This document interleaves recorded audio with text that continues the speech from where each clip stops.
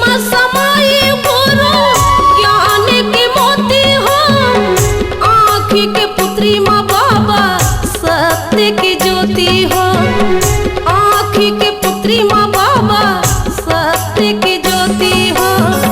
हृदय में समाई गुरु ज्ञान के मोती हो, आँखी के पुत्री माँ बाबा सत्य की ज्योति हो, आँखी के पुत्री माँ बाबा सत्य की ज्योति हो। झूले मिलके गावो बसंगी, झूले मिलके गावो बसंगी, बाबा जी के गुणगान।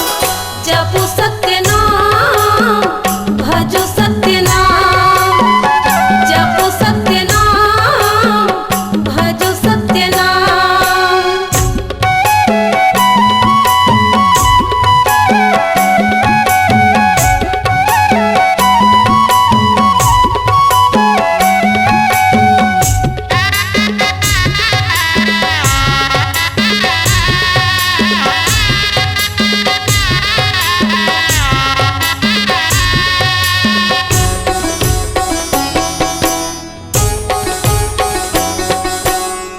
पापी के पाप सहे कपट कर कपटीगा, श्रद्धा सुमन से बाबा करो तोरे भक्तिगा, श्रद्धा सुमन से बाबा करो तोरे भक्तिगा।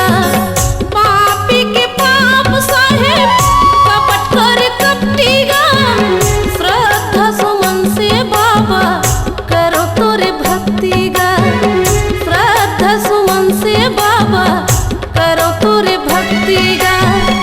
तनि मल्ल तारो गो संगी, तनि मल्ल तारो गो संगी, पावन भूमि है महा